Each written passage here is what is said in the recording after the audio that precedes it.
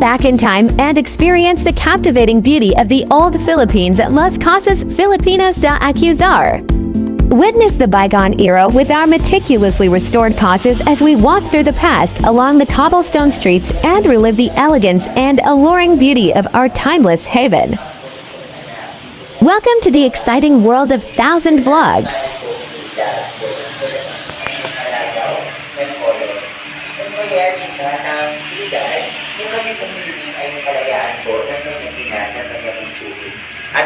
Welcome to Las Casas Filipinas de Acuzar, Heritage Tour Part 1. At yan nga po ang natatanong kwento sa likod po ng makasaysayang bahay na ito. So by the way, kung familiar po kayo sa mismong courtyard ng bahay over there, yung pong courtyard na yan ay ginamit po sa movie na General Luna. Kaya kung napanood na po yung movie na General Luna, dyan po pinagpapatay at pinagtataga ng mga sundalong Pilipino, ito pong si Antonio Luna, na naging dahilan po ng kanyang kamatayan doon mismo sa pelikula. Ayan. So, dyan po yan, yung iconic scene na yon. And by the way, right now po, aakyat po tayo sa ikalawang palapag ng bahay na ito na kung saan ipapakita ko po sa inyo dito yung mga larawan po ng mga nagmay-ari ng bahay, pati na rin po yung mismong kwarto kung saan ikinulong niyo si Alberto Alonso, yung kanyang asawa na si Chodora Formoso. But again, we need to remove our footwears po bago po ang kahoy na bahagi ng bahay nito. So, let's go. Do you know that this building is also known for being the location for the movie General Luna's iconic death scene?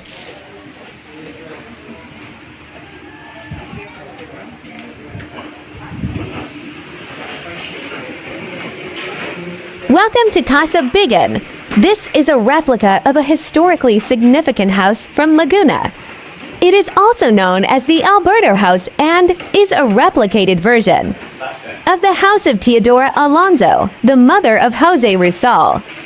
Although a replica, some of the parts of the house, like the doors, stairs, and planks of woods, were taken from the original ancestral house. Paalala naman po na mag-iingat po kayo, especially yung mga nakabedyas at medyo madalas po yung sahig ng bahay po na ito. No? So, alaga po kasi ito sa floor mats. Floor mats at bunot. Ayan.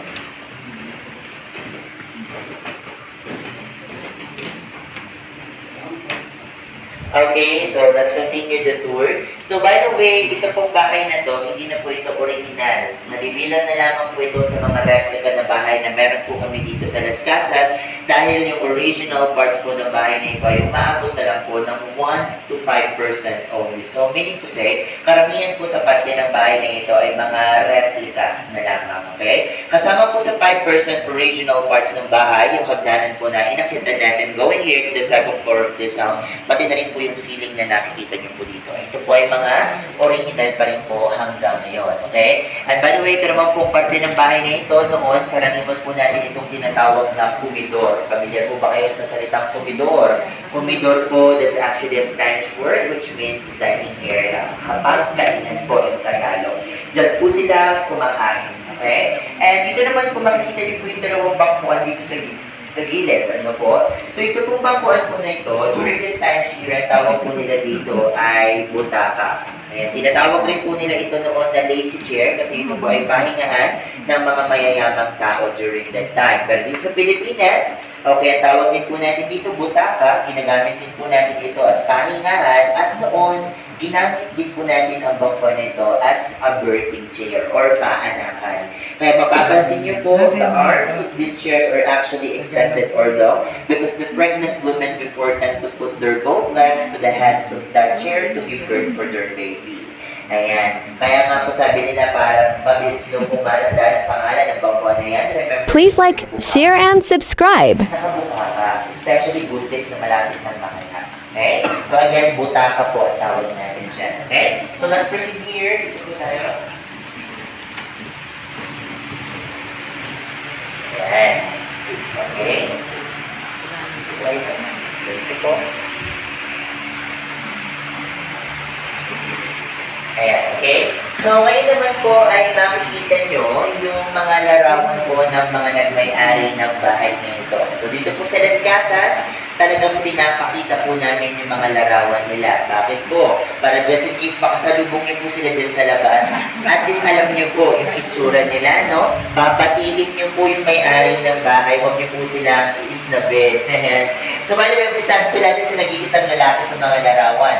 Siya po si Jose Alberto Alonso. Bali, siya po ang ika-4 na henerasyon na nagmay-ari po ng buong bahay na ito.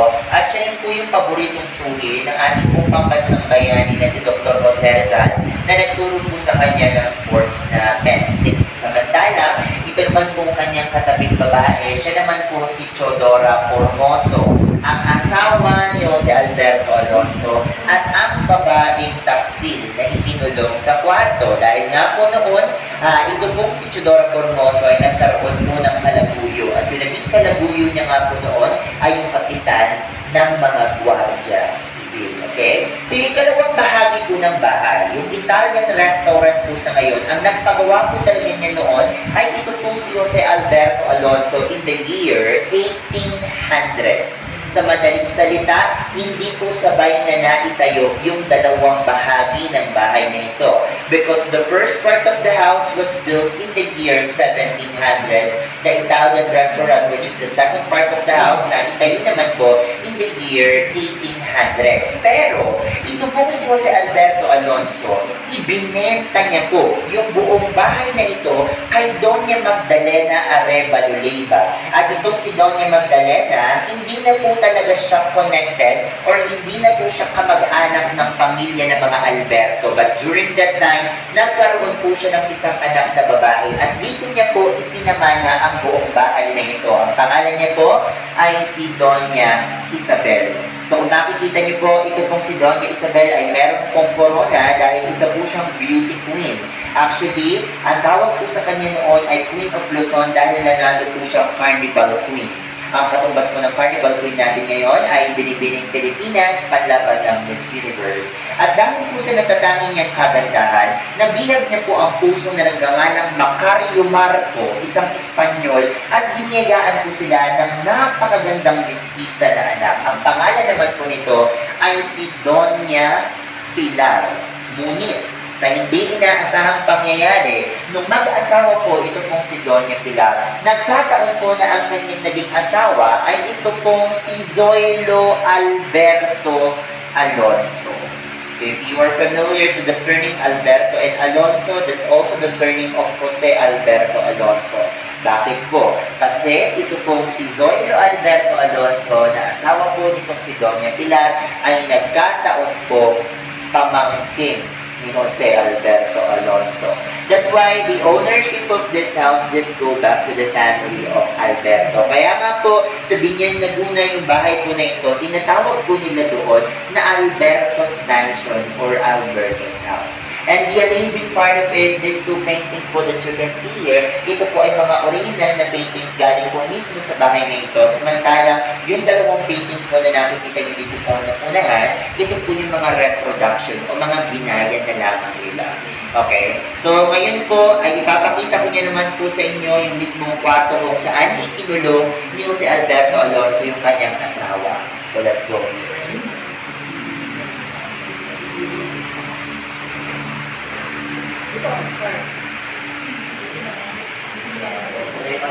Wala naman sa kwarto na ito si Chodora Formoso. Pasok po kayo. Ayan. So anyway, ito nga po yung original na istruktura ng kwarto kung saan dito nga po ikinulong ni Jose Alberto Alonso yung kanya pong asawa na si Chodora Formoso.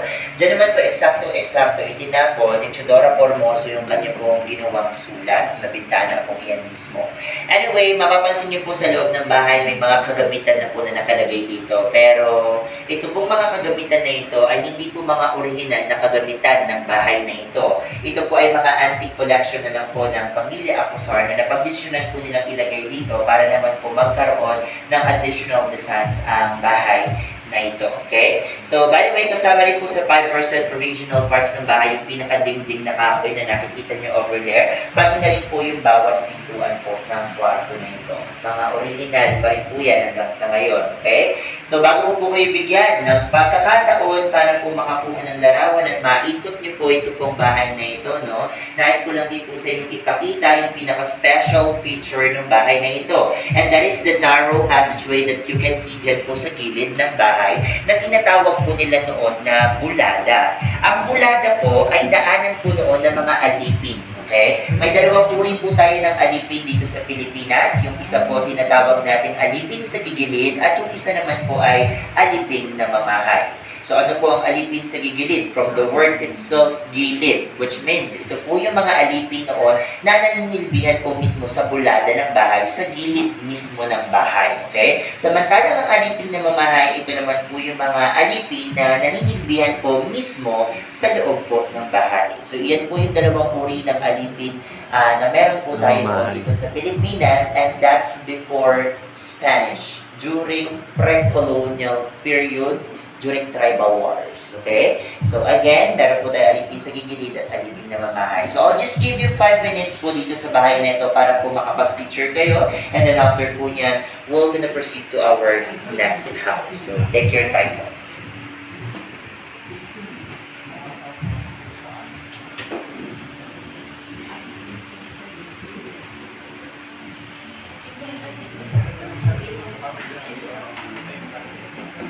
So, kung gusto niyo po mag-picture dito sa higaan, ang hindi po original dito sa bahay na ito po, wala siya na yung mag-react. So,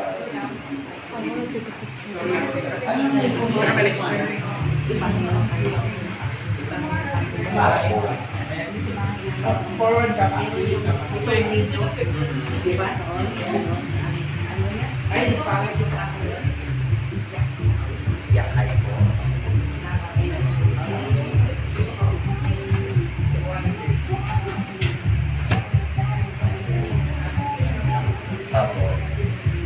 Have you had the chance to visit Las Casas Filipinas de Acuzar?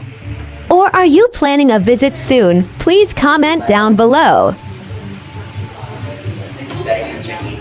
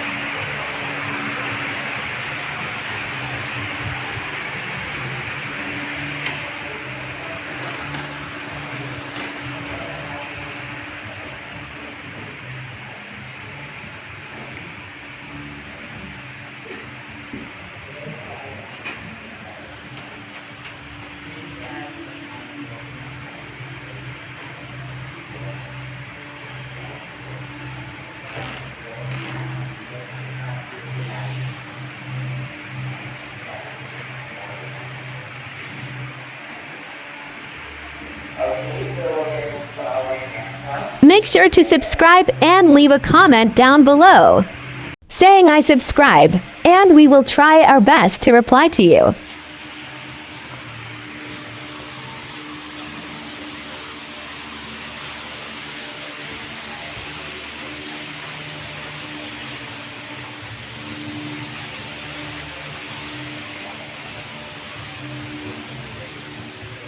It's not yet finished, pero nag-contemplate na po ito sa mga misa, kasal at binyagan dito po sa resort. So once again, that's our Santuario de San Jose.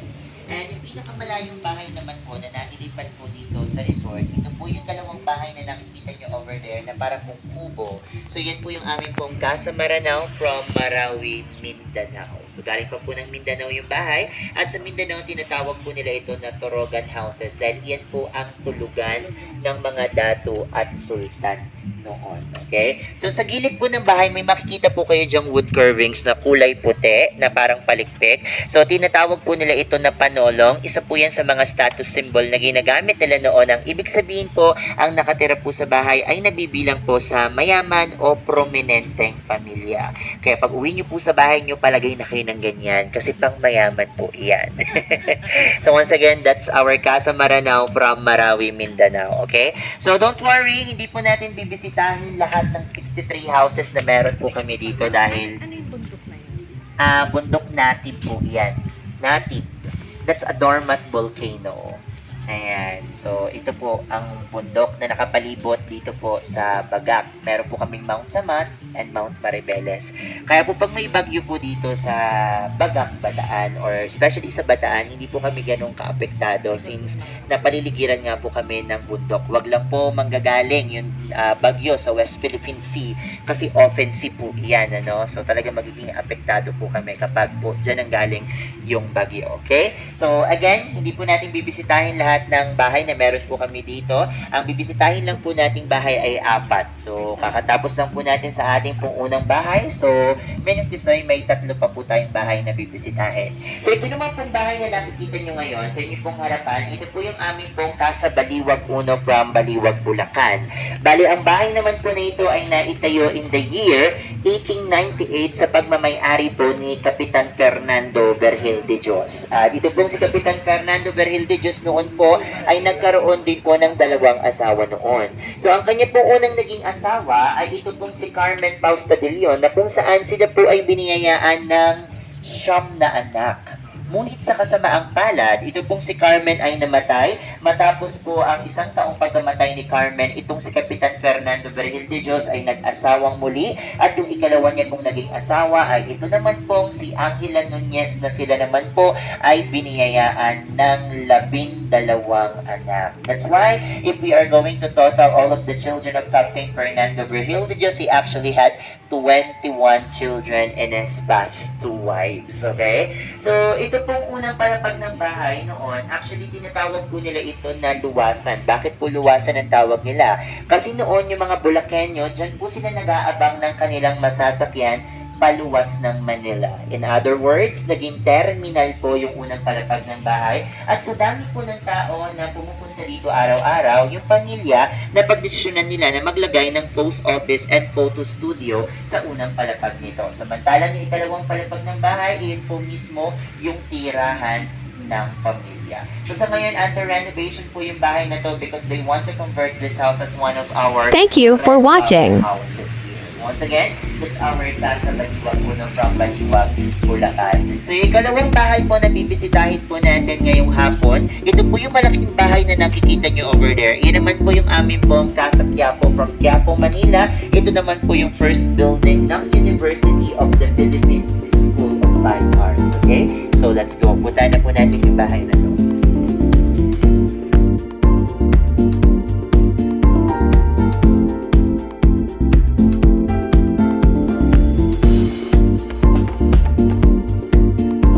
This is an extensive walking tour experience. Watching this gives you virtual adventure, and with the best of our ability, we offer an imitation that would grant you the lens to this wonderful experience with us.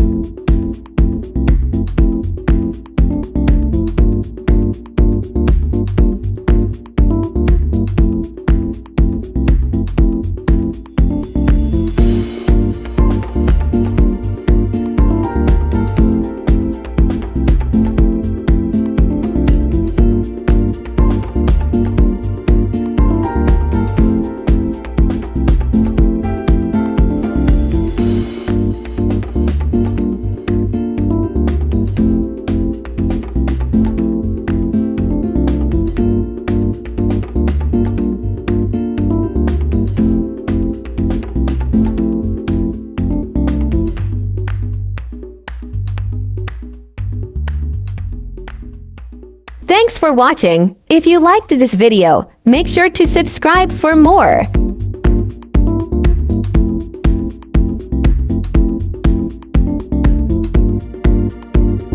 Step back in time and experience the captivating beauty of the old Philippines at Las Casas Filipinas de Acuzar. Witness the bygone era with our meticulously restored casas as we walk through the past along the cobblestone streets and relive the elegance and alluring beauty of our timeless haven.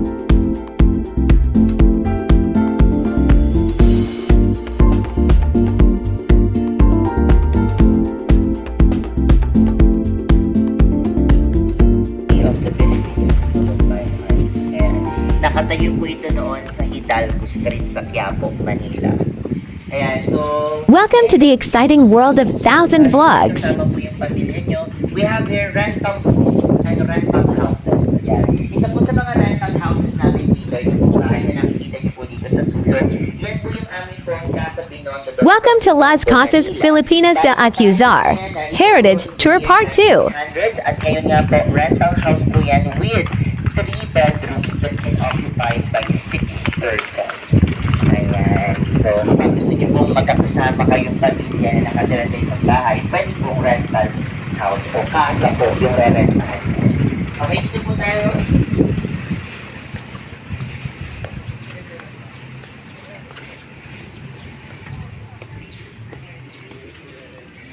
Okay, so bali yung susunod po nating bahay, very historical po ito, no?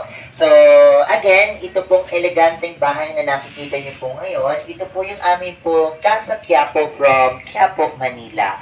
Bali, ang bahay naman po na ito, naitayo po in the year 1867 sa pagmamay-ari po ni Don Rafael Enriquez. Bali, ang nag-design naman po ng bahay na ito ay si Felix Rojas y Arroyo, na kauna-unahang Pilipino na nag-ensayo ng arkitektura dito po sa ating bansa. So makikita nyo nga po sa gilid ng bahay sa pinakadingding, nandyan po yung original na logo or seal ng UP Fine Arts kasi nga po, katulad ng sabi ko sa inyo kanina, yung bahay po na ito ay naging kauna-unahang gusali ng University of the Philippines School of Fine Arts, na kung saan yung unang naging direktor po ng paaralang ito ay yung mismo rin pong may-ari ng bahay. At ilan din po sa ating mga national artists, dito po sila nag-ensayo ng kanilang husay sa pagpipinta, katulad na lamang po ni Fernando Amorsolo, Carlos Botong Francisco, at Guillermo Tolentino. Kaya nga lamang po, no, nung mailipat po nila yung School of Fine Arts ng UP sa Padre Paura Street, Manila, yung bahay po na ito noon naiwan pong abandonado. Kaya ang may-ari ng bahay na pagdesisyonan niya na maglagay ng iba't ibang establishmento sa loob ng bahay. Kaya noon po, yung second floor po ng bahay na ito ay naging bowling alley and boys and girls dormitory. Samantalang, ito pong unang palapag ng bahay na ito, nagkaroon naman po dito noon ng sex live show at isa pong abortion clinic. So that is the saddest part of the story of this house. Pero ngayon, ito pong bahay nagsisilbi na nga pong bahay ng Dallas Artist Project. So it is a non-profitable art association na pinamumunuan po ng anak ng may-ari ng resort na ito na si Miss Jam Acuzar, na kung saan siya po ay nag-i-invite ng mga artist para po gumawa ng artworks dito sa resort at i-display po sa loob ng bahay na ito. At ngayon nga po, mabibisita po natin ito, pero bago po tayo pumasok sa loob ng bahay na ito, ay nais ko lamang di po sa inyong ipakita yung dalawang uri ng pintuan na ginamit po nila dito. So ito pong malaking pintuan na ito, nagawa sa kahoy, tinatawag po nila ito na Puerta Mayor.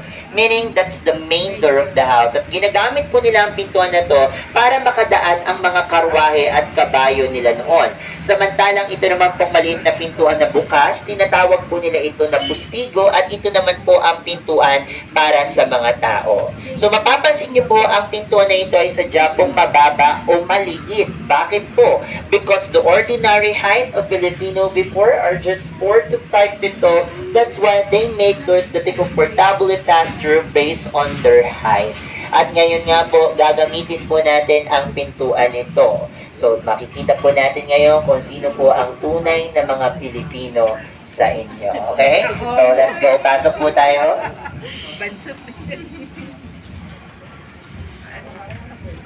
tunay na Pilipino. Ito yung mga tunay na Pilipinas. Hang-hang.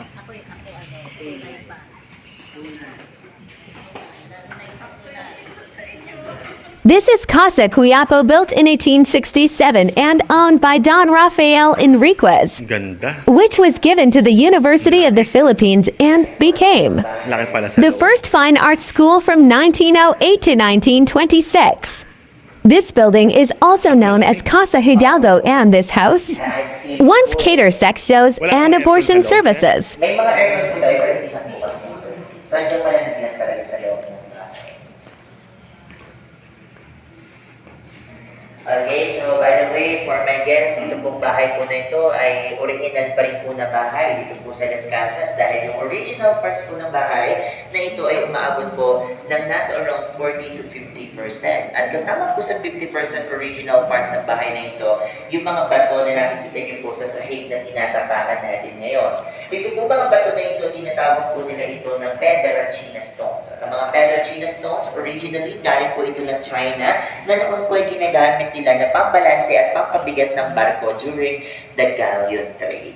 Kung mamimili po kayo ng mga Pedrachina stones ngayon sa bilihan ng bato, ang presyo po niya ay umaabot na po ng nasa around 10 to 15,000 pesos. It depends upon to the thickness and size of the stone. So, meaning to say, yung mga baton po na ito ay mahal na po kasi nga po, tunay na mga Pedrachina stones po ang nakikita nyo ngayon sa sahig ng bahay. At dito po sa sulok, may makikita po kayo ditong painting exhibit na tinatawag po namin na likhalina. So, from the Tagalog word likha, which means to create, halina, which means to come on. So, ito po mga paintings na ito ay gawa po ng mga local artists dito sa Bataan. And if you are interested to these paintings, pwede niyo pong bilhin yan kasi nga po, pinagbibili ang mga likha o obra po na ito. Okay? So, by the way, I'll just give you again 5 minutes para po sa bahay na ito. So, reminders lang po that we're just allowed only to explore the ground floor of this house kasi po yung second floor is under renovation. Okay? So, sige po.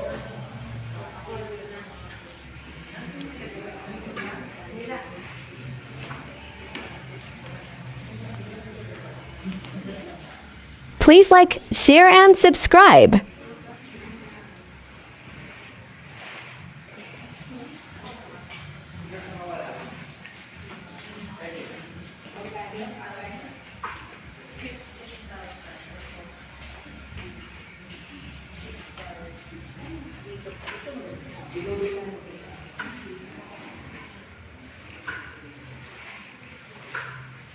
Have you had the chance to visit Las Casas Filipinas del Acuzar? Or are you planning a visit soon? Please comment down below.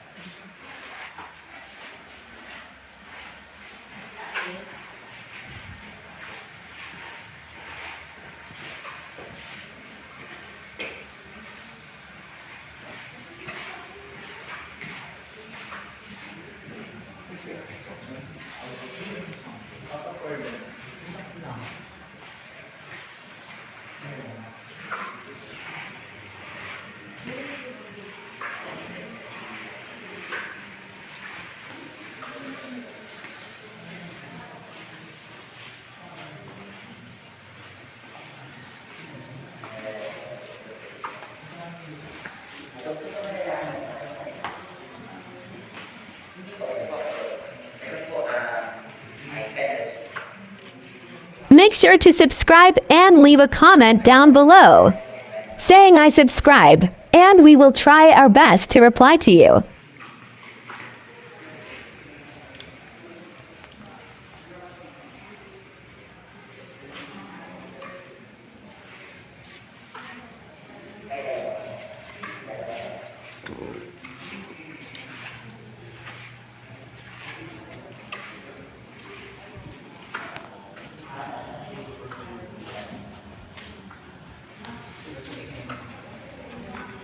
Okay, so lalabas na po tayo ng bahay. So, let's go.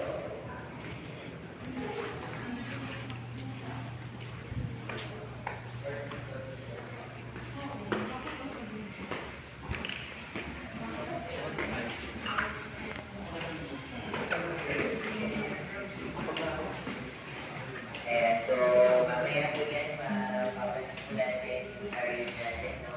So, dito na lang po natin hintay. Okay, so while waiting for the parade, may gusto lang din po kasi ipakita dito sa bahay na ito.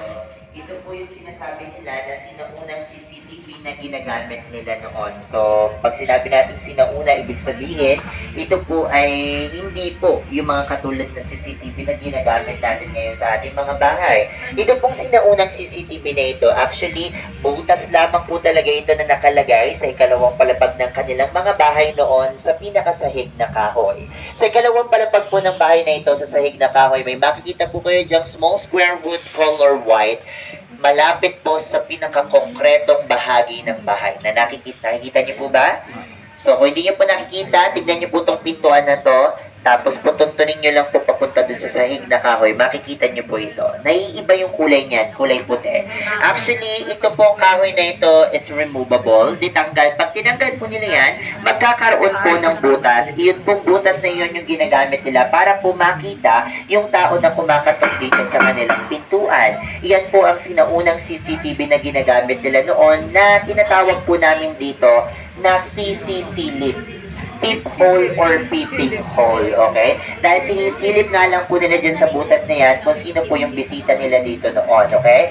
At ang nakakatuwa po dito noon, sa ikalawang palapag po ng bahay na ito, meron po dyang mahabang lubid which is connected to the small door. Kapag hinila po nila yung lubid sa ikalawang palapag ng kanilang bahay, this small door will automatically open. So ginagawa po nila ito if their visitors are welcome sa kanilang bahay, pero kung hindi naman po at kanila itong kaaway ang ginagawa po nila, binubuhusan po nila ng tubig sa butas na yan, or worse, ihi po o kumukulong tubig ang ibinubuhos nila dyan. So once again, ito pong bahay na to. Thank you for watching. From Quiapo, Manila. Okay? And now, let's proceed here. Dito na po tayo para po mas mapanood po natin ang pabuti yung parade natin. So after the parade, sa mga natin ito na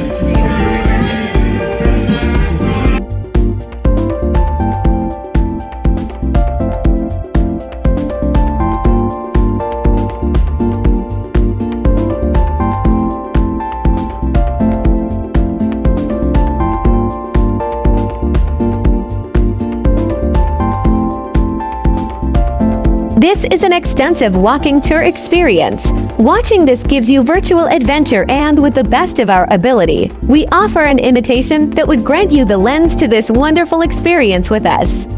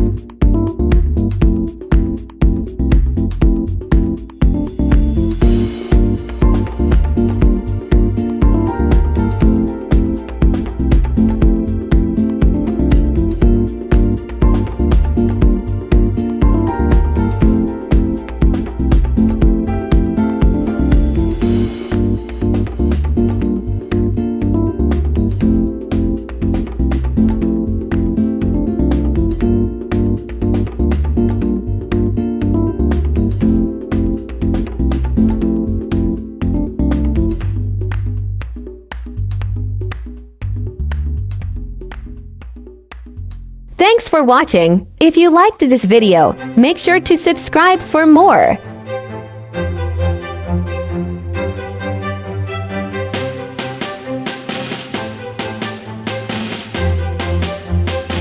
Step back in time and experience the captivating beauty of the old Philippines at Las Casas Filipinas de Acuzar.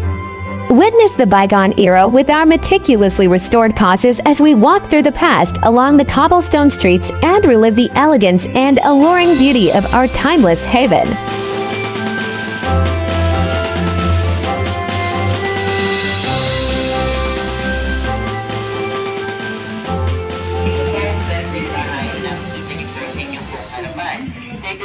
Welcome to the exciting world of Thousand Vlogs. Pampanga. Bali, ang bahay naman po na ito ay ikalawa po sa pinakabatang bahay na nailipat po dito sa resort. Dahil ito po ay naitayo in the year 1920 sa pagmamay-ari po ni Valentin Arastia ng kanya pong asawa na si Francisca Salgado. Bali, ang mag-asawa po na ito ay ilan lamang po sa mga tao na tumulong na magpaaral sa ating pong dating presidente na si Diosdado Macapagal. At bilang kapalit po nito, yung kanya pong nanay na si Romana Bangan ay nagtrabaho naman po bilang labandera at wet nurse sa pamilya po ng Arastia. So bago nga po magsimula yung ikalawang digmaang pandaigdig, noon po ay meron na pong mga sundalong Hapon na pinapunta dito sa Pilipinas upang mag-espiya. At higit po sa kaalaman ng pamilya ng Arastia ng kanila po palang driver ay isa pong espiya at colonel ng mga Hapon. Kaya nang sumiklab po yung ikalawang digmaang pandaigdig, ang napakagandang bahay po na ito ay naging garrison o headquarter ng mga Hapon. At doon po, ang mga Hapon na sundalo, meron po yung kaugalian na pagkatapos po nilang gamitin ang bahay, bago po nila ito lisan, kinakailangan po nila itong sunugin kasama po ang pamilyang nakatira dito. At nung tangka na nga po nilang susunugin ang napakagandang bahay na ito, ay meron pong isang tao na pumigil dito at ito po mismo yung driver ng pamilya ng Arastia na siya rin pong espiya at colonel ng mga Hapon. Dahil sa ilang taon daw po nitong paninilbihan sa pamilya, ay hindi naman daw po siya itinuring na iba, bagkus siya po ay minahal at tinanggap kahit na po siya ay dayuhan lamang. At ngayon nga po, bibisitahin po natin yung ikalawang palapag ng bahay na ito na kung saan makikita nyo nga po ang napakagandang interior design ng bahay. So let's go to the second floor of the house. So please follow me here. Welcome to Las Casas Filipinas de Acuzar, Heritage Tour Part 3. And again, for our guests po, kailangan po ulit natin magtanggal dito ng ating pong mga suot na sakit sa paa bago po muli yung aming bahagi ng bahay.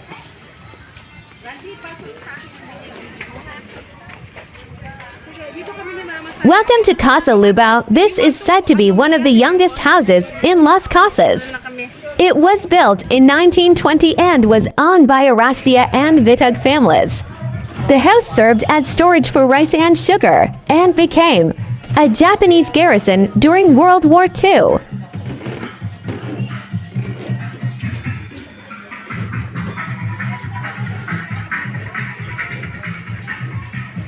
Pasok po kayo.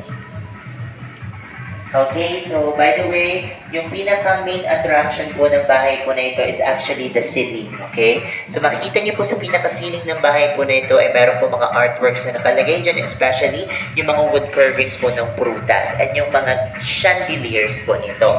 Okay, meron din po sila dito mga wood carvings ng mga koi fish before kayo pumasok sa pinaka-kumidor na bahagi ng bahay, okay? So mapapansin niyo po may fruits and koi fish na nakalagay kasi nga po, the previous owners of this house believe in Feng Shui. That's a Chinese belief na pinaniniwalaan po nila na kapag naglagay daw po kayo ng ganito, meaning it's abundance and good luck. Okay? And mapapansin nyo rin po, may mga wood carvings po na nakalagay between the ceiling and the wall.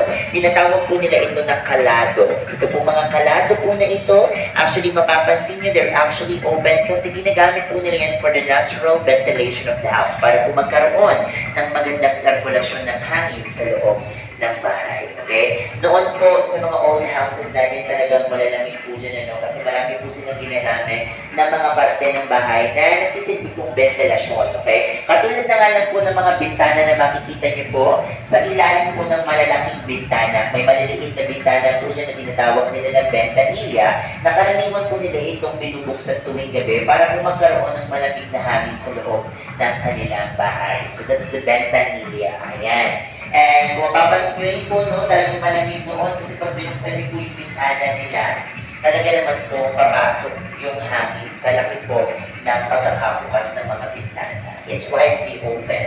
Okay? Kaya po press ko sa mga old houses. Kaya lang po sa ngayon, ano, kahit po ganito kalalaki mga bintana natin, medyo mainit na po, no, since affected na po tayo ng climate change and global warming. Okay? And by the way, sige po, I'll just give you 5 minutes again for this house. Pwede niyo pong pasukin yung pinakakwarto ng bahay if you want. Kung po kayo magtataka, baka po mamaya kasi makita niyo yung parte ng bahay yung pinaka-CR. Modern na po yung CR na nakalagay dyan, since ito pong bahay na ito ay naging rental house po namin dito sa resort na nagsisimula pa lamang ang Las Casas. Okay, kaya mga modern na po yung mga toilets na makikita niyo dyan. Please like, share, and subscribe.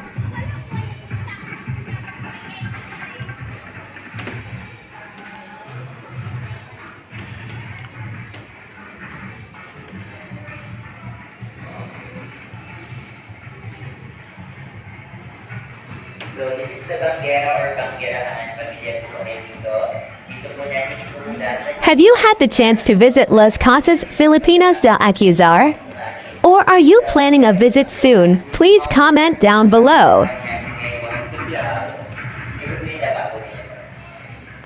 So doon wala pa po mga piping, no? Kaya po wala po mga tubo dyan. Tubig. Kasi ang mga tubig po, dahil sa tubig. Kasi kaya po yung mga spaces po sa okay? So, ito yung kaya natin yung tubig kasi ito yung kailangan na nabubuksan para magkaroon ng answer. Ang laki ng mga tubig ko ay na extend stickers. Para po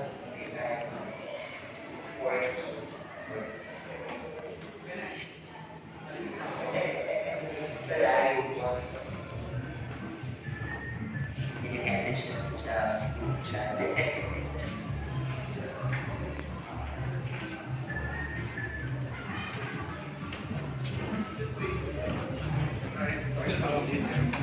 May last house pa po tayo, which is the Casa Luna from Luna La Union. So ito naman po yung museum for the antique collection of the family of Luzon. Make sure to subscribe and leave a comment down below saying I subscribe, and we will try our best to reply to you.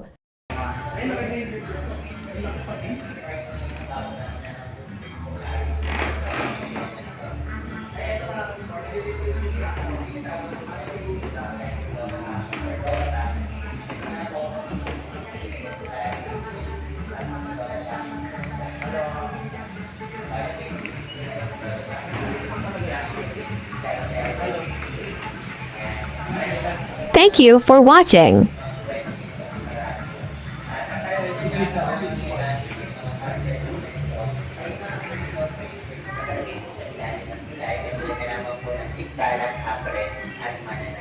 Kasi ginagamit po ni Lola Bashing ito na manakit sa mga bata para sumunod sila sa utos ng mga nakakatanda. Ayan.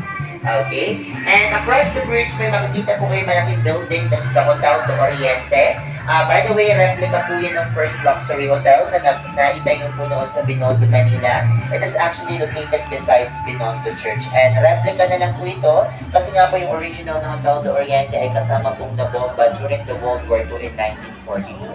So sa ngayon, hindi na po ito isang hotel. Wala na pong mga kwarto na pwede niyong tulugan dyan. Sa ngayon po, yan na po yung pinakamalaking convention center na meron kami. At usually, ginagamit po yan sa mga signature wedding worth of 1 million pesos. Ayan. Okay, once again, our Hotel de Oriente. At ngayon po, we're gonna proceed to our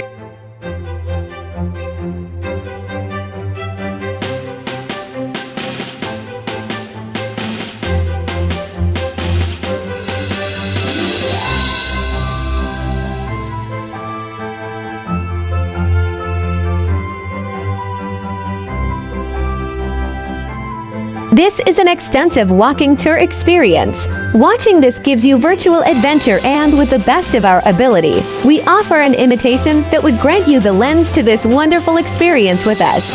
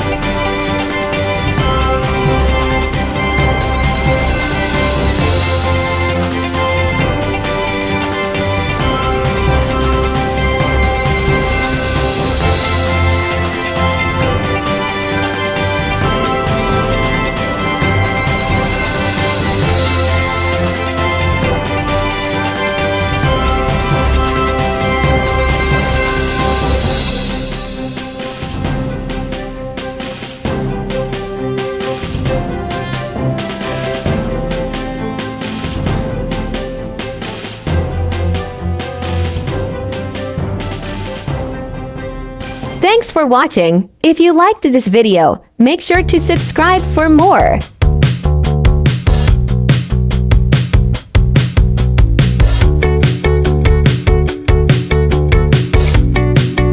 Step back in time and experience the captivating beauty of the old Philippines at Las Casas Filipinas de Acuzar. Witness the bygone era with our meticulously restored casas as we walk through the past along the cobblestone streets and relive the elegance and alluring beauty of our timeless haven.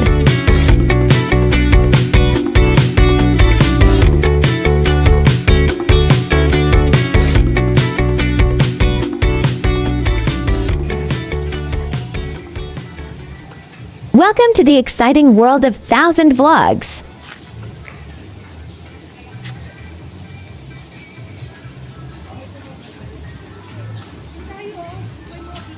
Ayan po, may mga kakanin dyan, puto bongbong.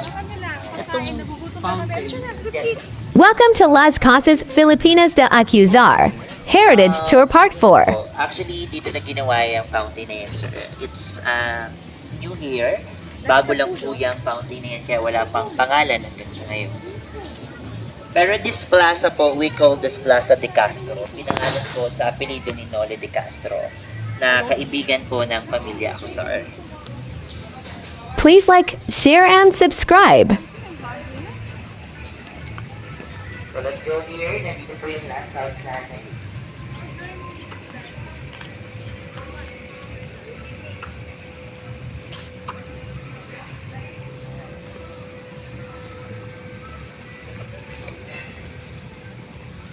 Please do watch our other Las Casas Filipinas de Acuzar vlogs. Alright, so by the way po, before we proceed to our last house, may mga bahay pa po kayong makikita dito. And ito po mga bahay na this, meron din po yung mga history, okay? So katulad na lang po ng bahay na nakikita nyo over there. So yan po yung aming pong Casa Onisan from Onisan, Quezon Province. Bali, yung bahay po na yan ay naitayo naman po in the year 1839 sa pagmamayari po ni Antonio Maxino. Yan po ang kauna-unahang bahay na bato na naitayo noon sa Onisan, Quezon Province. At noon po, kapag sinabi niyo po na ang inyo pong bahay ay gawa sa bato, ibig sabihin po niyan, kayo po ay nabibilang sa mayaman na pamilya kasi po noon, mahal po ang bato kaysa po sa mga kahoy. Okay? So sa ngayon, ito po yung aming pong Filipino restaurant na pinangalanan po namin na kusina ni Nanay Maria. Yung pangalan po ng Nanay Maria, ito po yung mismong pangalan ng ina ng may-ari ng resort na ito. Kaya ilan po sa mga recipe niya sa pagluluto, i-share niya po sa restaurant yan. Once again, our Casa Onisan from Onisan, Quezon Province. Ito naman pong bahay na gray na nakikita niyo po dito. So yan naman po yung aming pong Casa Mexico from Mexico, Pampanga. Yan naman po yung natatanging bahay na nailipat dito po sa resort dahil hindi po namin ito natagpuan sa original nitong lokasyon. Dahil ang bawat parte po ng bahay na yan ay natagpuan na nga pong baklas-baklas sa isa pong junk shop kung saan doon na rin po nila binili yung bawat parte ng bahay. Kaya po nang mailipat nila ang bawat parte ng bahay dito sa resort, naging malaking palaisipan po ito kung paano nila ito bubuing muli dahil hindi naman po nila ito nakitang buo na nakatayo. Kaya ang ginawa po nila, they conduct a research about that house at buti na lang po, nakakita po sila na nag-iisang lumang larawan ng bahay. At iyan po yung ginawa nilang basihan para mabuong muli ang bahay po na iyan. Okay? So, sa ngayon, isa po yan sa mga rental houses na meron din po kami dito sa resort. Okay? And yung malaking bahay po sa pagitan ng Casa Onisan at Casa Mexico, yan naman po yung aming pong Casa Candaba from Candaba, Pampanga. Bali, yung bahay naman po na iyan, ang ikalawa sa pinakamatandang bahay na nailipat po dito sa resort dahil iyan po ay naitayo in the year 1780 sa pagmamayari po ni Don Policarpio Pelayo. Naging makasaysayan po yung bahay na yan kasi in the year 1961, iyan po ay ginamit ng National Artist for Film na si Direk Jerry De Leon para po sa kanyang immortal epic movie na Noli Me Tangere. At sa nasabing pelikula, yung bahay po na yan nagsilbing tahanan ni Kapitan Tiago at Maria Clara. And in the year 1970 naman po, nang magkaroon ng iba't ibang establishmento sa bahay, sa unang palapag po nito, nagkaroon po dyan noon ng sari-sari store, patahian, klinika at parmasya. Samantalang, yung ikalawang palapag po ng bahay na yan ay naging sinihan or movie theater po. So So, sa ngayon nga po, iyan po yung pinaka-main office namin dito po sa resort. So, once again, that's our Casa Candaba from Candaba, Pampanga. So, proceed na po tayo dito sa last house natin. So, let's go. Ayan, so while walking po, no, so ito pong malaking building na nakikita nyo ngayon sa inyo pong harapan, replica po yan ng isa pong hotel sa Escolta, Manila. Tinatawag po namin yan dito na Paseo de la Escolta at naitayo po yung gusali in the year 1900. Okay? By the way, sa ngayon po, yung unang palapag po ng gusali na yan, nagsisilbi na po namin Latienda City Store. Yan po yung pinaka-main souvenir shop namin dito. And yung second floor and third floor naman po ng building, yan po yung pinaka-rental rooms namin dito. Okay? O mga hotel rooms. Okay? Kung mapapansin niyo po sa third floor, may mga statwa po dito ng mga babae at lalaki. Yung statwa ng babae, tinatawag po nila na Caryatides. Yung statwa naman po ng lalaki, Atlantis naman po. So ito pong mga statwa na ito ay ginagamit po nila as additional design sa kanilang mga ginagawang mga gusali at bahay. And noon po, yung mga pundasyon po na ito, ay ginagamit rin po nila as one of their status symbols. So meaning to say, kapag meron po kayong ganyan sa inyo pong bahay, kayo po ay nabibilang sa mayaman o prominenteng pamilya. So once again, that's our Paseo de la Escolta from Escolta, Manila. So dito na po tayo sa likurang bahagi ng bahay na ito dahil ito po yung last house natin.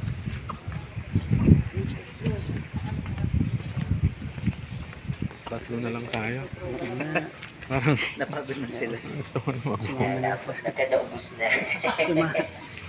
Ayan. So, by the way, ito naman po ang huling bahay na bibisitahin natin. Ito po yung aming pong Casa Luna from Luna, La Union.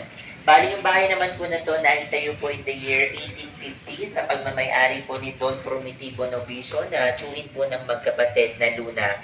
So, si Antonio Luna po na naging general ng ating bansa at si Juan Luna naman po na isa po sa ating Philippine Masters of Arts. Actually, yung tunay pong pangalan ng Luna La Union ay Namakpakan La Union. Pinalitan lamang po nila ito just to give respect and honors to the Luna brothers. That's why in the year 1906, they changed the name Namakpakan La Union to Luna La Union. And in the year 1942, yung bahay po na ito ay naging headquarter ng United States Armed Forces in Northern Luzon, kung saan dito po sila nagplano noon kung paano dadapitin ito pong si General Tomoyoki Yamashita na namuno po noon sa Sandatahang Hapon. And in the year 1970 naman po nang magkaroon ng convention dito sa bahay na ito at isa po sa mga naging panauhing pandangal nila noon ay yung dati po nating presidente na si Ferdinand Marcos. At ngayon nga po, bibisitahin po natin yung ikalawang palapag ng bahay kasi katulad nga po ng sabi ko sa inyo kanina, this house will serve as the museum for the antique collection of the family of Acozar. So let's go here. Dito noon. Dahil kagaya nga po ng sabi ko sa inyo kanina, yung mga bato po noon ay mahal na materyales sa paggawa ng bahay. Kaya karaniwan po, ang mga materyales na ginagamit nila sa pagbuo ng mga bahay noon ay gawa po sa purong kahoy, katulad po ng mga bahay na iyan. Okay? So mapapansin nyo, ang mga bahay na to, they are all elevated. Kasi nga po, karaniwan ang mga bahay po sa Cagayan Valley ay itinatayo po nila noon malapit po sa ilog o dagat. Kaya pa nagkaroon po ng high tide o baha, hindi po agad pinapasok ng tubig yung loobang bahagi ng kanilang bahay. So sa ngayon nga po, ito po mga bahay na to, there are rental houses here. There's studio type room, full air condition that can occupied by 2 persons. Okay? Mga paupahang mga bahay din po yan. Okay? So akin po tayo sa second floor ng bahay. So let's go here. Welcome to Casa Luna or Novicio House. Historically, Casa Luna has an interesting role in the during the liberation period of Japanese occupation in 1942. It became a rendezvous for important gatherings and a headquarter of the United States Armed Forces in the Philippines, of a group planning the capture of General Yamashita. Careful lang, sir. Yes, yan po yung swimming pool po natin. Tinatawag po namin dito iyan na Batis-inspired swimming pool. Kasi nga po, that's a Filipino style na swimming pool, no? So anyway, paalala lamang po na sa loob ng bahay na ito ay hindi po natin po pwedeng hawakan ang anumang bagay na makikita po natin kasi ito nga po ay museum for the antique collection. So, ibig sabihin, yung mga kagamitan po dito ay may mga value na rin po, okay? At sa pagpasok po natin sa loob ng bahay na ito, we're just allowed to use the bulado of the house. So again, ang bulada po ay daanan sa gilid ng bahay na noon po ay dinadaanan ng mga alipin sa gigilid. So right now po, we're going to experience how to be the alipin sa gigilid. Magiging alipin po muna tayo panandalian, ano po, para maiwasan lang po natin madumog yung mga antique collection sa loob ng bahay. So let's remove our footwears here again kasi nga po museum po ang bahay na ito. Ayan, sa gilid na lang po tayo dadaan. Let's go here.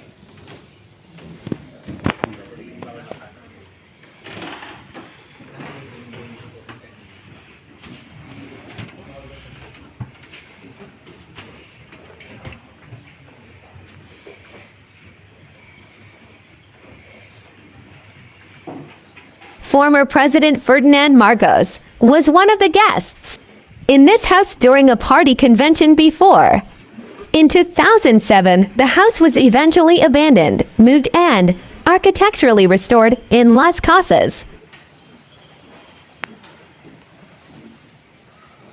Okay, so by the way, sa loob po ng bahay na ito ay makikita nyo nga po yung ilan sa mga antique collection ng pamilya. Okay, so meron po dito silang mga bangkuan, mga lamesa, mga lampara, may mga musical instruments din po sila dito collection like yung ukulele sa ibabaw ng lamesa, may mga harps and piano po sila dito, and of course meron din po tayo dito ilang bust ng ating pong national heroes like Dr. Jose Rizal, Apolinario Mabini, Andres Bonifacio, and General Luna. Okay? So mapapansin niyo po, sa loob ng bahay, may mga larawan po na nakasabit sa dingding nito. So ito po mga larawan po na ito, they are not related to the house anymore actually. Ito po ay mga antique collection na lang po ng pamilya, nagpagdesisyonan po nilang ilagay dito to add additional designs for this museum. And take note na yung mga antique po natin dito, hindi po lahat galing ng Pilipinas. Kasi po itong mga antique na to ay kombinasyon po ng mga antique mula po sa ibang bansa at sa Pilipinas. May mga antique po sila galing sa ibang bansa, katulad po ng telepono na nakikita nyo na yan, pati po yung plant stand na nakikita nyo doon sa sulok, and yung blue and white porcelain jar na nakikita nyo po sa ibabaw ng cabinet na yan. So, yung plant stand and jar, if I'm not mistaken, galing po yan ng China. At binili pa po yan ng pamilya just to display to this house, okay? At ngayon, nilipat na po tayo sa kabilang kwarto. Dito po kasi natin makikita yung pinakamatandang plancha na meron po tayo.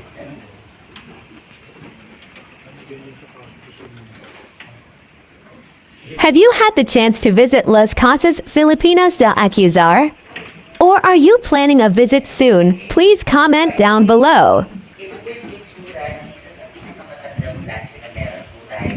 So ito pong plancha na ito, bali tinatawag po nila ito na Prinsa de Paa. Ito pong plancha na ito ay ginagamitan lamang po noon ng paa, hindi po ng kamay, okay? At ito po ay isa sa pinakamatandang plancha na meron tayo kasi nga po na-invento po ito in the year 1800. So para po sila nagpa-plancha ng damit. Ganito po yan. Binabalot po nila yung damit nila dito sa kahoy na ito ng maayos. And then after po nilang ibalot, pinapatong po nila ito pong mahabang kahoy na ito sa ibabaw. At dito po sa dulo, may butas dyan. Dyan po nila sinusuksok yung isa po nilang paa. At yung isa naman po na paa ay ipinapatong sa ibabaw. So, ganyan po sila noon. And then, ang ginagawa po nila para makabalanse sila ng maayos, pumupunta po sila sa dingding ng kanilang bahay dahil noon, meron po ditong kahoy na usually doon po sila humahawak para makabalanse. And then, after po niyan, ganito yung kanilang ginagawa.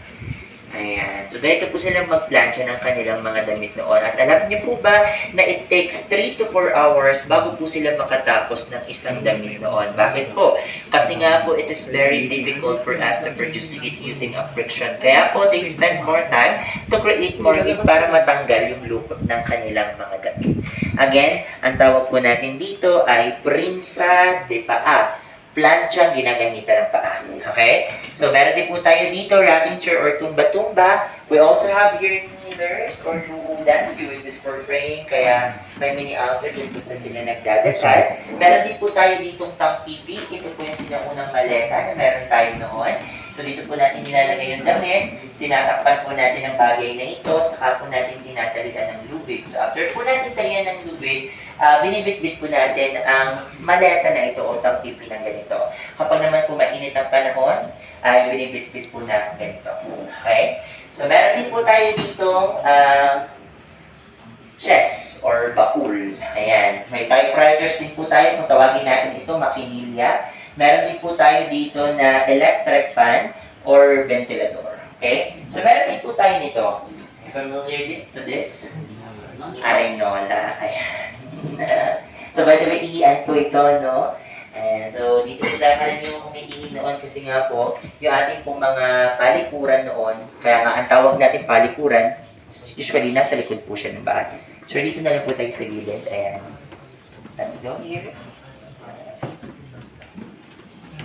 Ayan, may mga antique pa po kayo makikita dito and I'm sure familiar naman po kayo sa mga antique na nakikita nyo dyan. Katulad na nga lang po ng mga plancha na ito. Ayan, mga planchang diuling po yan. So, ito po mga plancha na ito, yung karaniwan natin ginagamit na plancha noon. Okay? And ganito po yung itsura ng mga kasilyas natin, ng mga palikuran natin noon. Ayan, may dalawang butas lang po yan sa sahig. Ang mga kasilyas po natin, nakatayo po ito noon malapit po sa ilog. Kaya yung dumi at ihi po natin noon, diretso na po yan sa ilog. Kaya nga po mga butas lang po yan, no? Kaya pag umihi po tayo at dumumi dyan, diretso na sa ilog. Kasi nga po, we don't ilog kasi. Ayan po, no? Ilog kasi. Kakita natin. Pero ngayon po Make sure to subscribe and leave a comment down below saying I subscribe, and we will try our best to reply to you.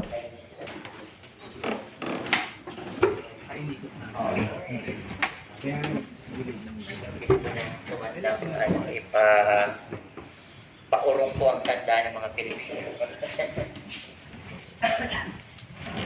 Hanggang pinagbabawalan po natin ay lalong sumasaway. Okay. So, by the way, ito pong parte ng bahay na ito, we usually call this azotea noon. Okay? So, azotea po, yan po yung karaniwan nilang ginagamit na salita kapag po ang balkonahe or balcony nyo ay nilagay nyo sa likurang bahagi ng bahay. So, right now, we're now here at the back part of this house, kaya usually, tinatawag po ito noon na azotea. Okay.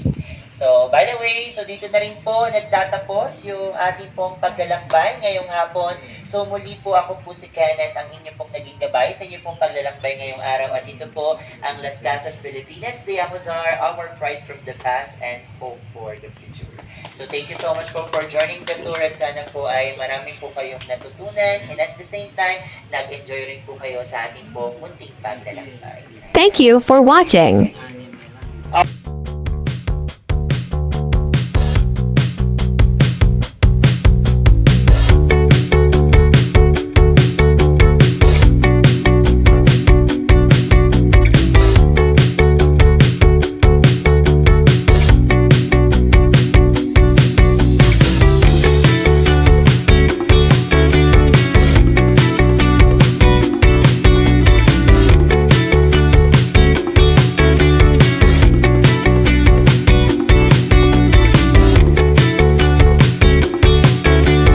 This is an extensive walking tour experience.